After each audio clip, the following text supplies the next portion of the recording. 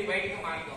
రసాధనం ఓం తచ్చమ్యోరావృణీమహే గాతుం యజ్ఞా శన్నో అస్తు ద్విపదే నమామి కమలజే కమల కోమల గర్భ గౌరీ ప్రసీద సతతం నమతాం శరణ్యే లక్ష్మీ ప్రసీద సతతం. డాక్టర్ సర్వేపల్లి రాధాకృష్ణన్ గారి చిత్రపటానికి పుష్పాంజలి ఘటించవలసిందిగా పెద్దలందరినీ చేస్తూ మనసులో భావన చేయవలసిందిగా ఉపాధ్యాయ మిత్రులందరినీ కూడా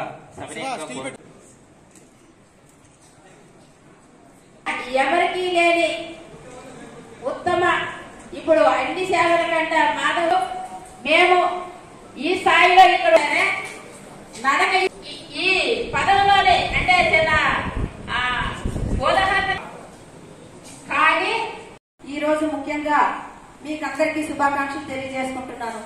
ఎందుకంటే మన పోల్చుకునే రోజుల్లో గురువు కూడా దైవంతో సమానం అనే రోజులు లాంటివి.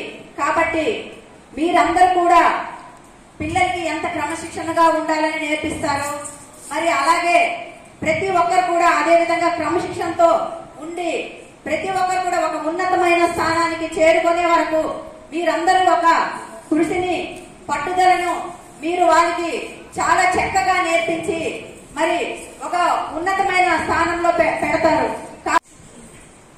గురు బ్రహ్మ గురు విష్ణు గురుదేవో మహేశ్వర గురు సాక్షాత్ పరబ్రహ్మ తస్మై శ్రీ గురువే నమః.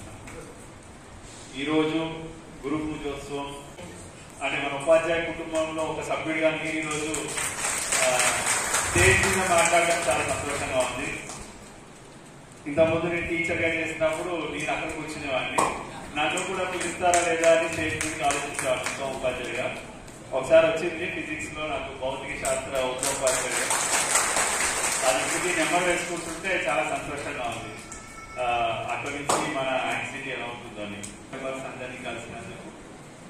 ఈరోజు పార్వతీపురం మన్యం జిల్లాలో మనం ఛార్జ్ తీసుకున్న తర్వాత విద్యా వైద్యం అందులో టీచర్స్ యొక్క పాత్ర నాకు చాలా చాలా ఇంపార్టెంట్. ఎందుచేతంటే ఒక కలెక్టర్ వల్ల ఏమీ అవ్వదు. కలెక్టర్ అనేవారు ఒక మోటివేటర్ గా ఉంటారు, లీడర్ గా ఉంటారు. బట్ ఎవ్రీథింగ్ ప్రతి ఒక్క చేయగలిస్తేనే మనం ఏదైనా ఒక మంచి సమాజాన్ని స్థాపించగలం. సో దానికి చేదోడు వాదోడుగా నిర్మాతలుగా ఉండాల్సి వెనకాల నడిపించవలసినంత కూడా ఉపాధ్యాయులు.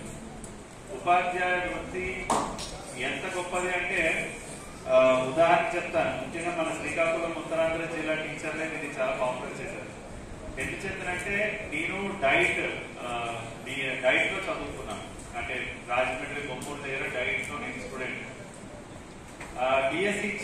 డిఎస్సి కూడా నేను 98 టీచర్ గా సెలెక్ట్ అయ్యాను.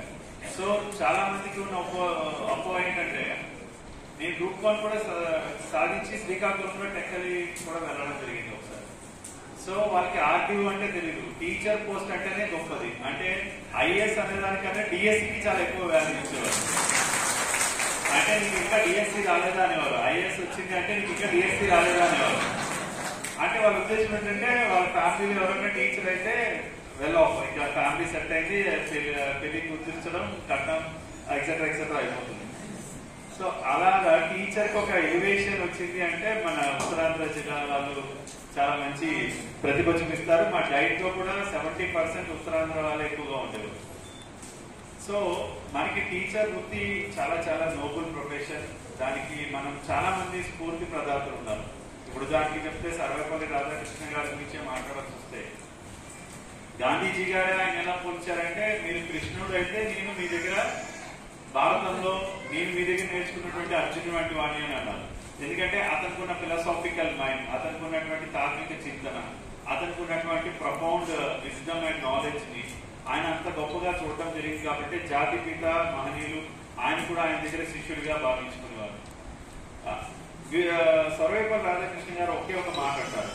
అంటే ఒక గ్రేట్ టీచర్ అంటే a person someone who imparts the knowledge, అది కాదు. The person who inspires and brings the curiosity among the children.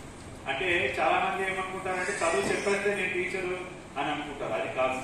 మనం ఖచ్చితంగా పిల్లల్లో ఉత్సాహాన్ని నింపాలి, వాళ్ళు ఒక రకమైనటువంటి క్రియేటివిటీని బయటకు తీసుకొచ్చి వాళ్ళని మన ఏమైతే ఆబ్జెక్టివ్స్, ఏదైతే ఒక గుడ్ సొసైటీ కోసం మనం తయారు చేయాలో, తీసుకువెళ్ళాలి, ఆ దిశగా పిల్లల్ని తీసుకువెళ్ళడానికి కృషి చేసేవాడే నిజమైన టీచర్ అని సర్వేపల్లి గారు తన సందేశంలో కూడా తెలియజేయడం జరిగింది. మీ అందరికీ తెలిసే ఉంటుంది, మన 11వ రాష్ట్రపతి శ్రీ ఏపీజే అబ్దుల్ కలాం గారు కూడా, ఆయన జీవిత చరిత్ర కూడా చూసినట్లయితే వాళ్ళ గురువు గారు సుబ్రహ్మణ్య అయ్యర్ రామేశ్వరంలో, అది చాలాసార్లు చాలా మంది కూడా చెప్పడం జరుగుతుంది. ఆయన ఎప్పుడు కూడా వాళ్ళ గురువు గారు యొక్క స్ఫూర్తిని ఆయన చివరి శ్వాస వరకు కూడా అది తీసుకొని వెళ్ళడం జరిగింది. ముఖ్యంగా ఆయన చిన్నప్పుడు ఒక పక్షి ఎలా ఎగురుతుంది, పక్షి యొక్క కదలికలు గాలి ఎగరడానికి ఎలా తోడ్పడతాయి అనేది చెప్పడం జరిగినప్పుడు కూడా ఆ విద్యార్థిగా ఉన్నటువంటి అబ్దుల్ కలాం గారు తనకి ఇది బోధపడలేదు, అర్థం కాలేదని అంటే ఆయన దాన్ని ఏ విధంగా తీవ్రంగా తీసుకోకుండా నిగ్రహంగా ఉండి, నీకు అర్థం కాలేదు కదా అంటే నేను సముద్రం ఒడ్డుకి సాయంకాలం రండి, రామేశ్వరం బీచ్ పక్కన ఉంటుంది కాబట్టి ఆ బీచ్ పక్కన ఉంటే అక్కడ అనేకమైనటువంటి పక్షులు సాయంకాలం వస్తూ ఉంటాయి. సో అవి ఎలా ఎగురుతున్నాయి, వాటి కదలికలు ఎలా ఉన్నాయి ఆయన ప్రత్యక్షంగా పిల్లలకి ఎక్స్ప్లెయిన్ చేసి దాని ద్వారా వాళ్ళకి ఆ నాలెడ్జ్ ని ఇవ్వడం జరిగింది. అంటే వాళ్ళు ఆ క్యూరియాసిటీ వల్ల ఆయన అంత కష్టపడుతున్న అబ్దుల్ కలాం గారు కూడా నేను ఏదో ఒక రోజు ఇలాగ కొత్తగా ఆలోచించి గాల్లో ఎగిరేటువంటి ఏదైనా ఒక విషయాన్ని కనిపెట్టాలి అనే ఒక ఉత్సాహాన్ని ఆయన చెప్పడం జరిగింది. దానికి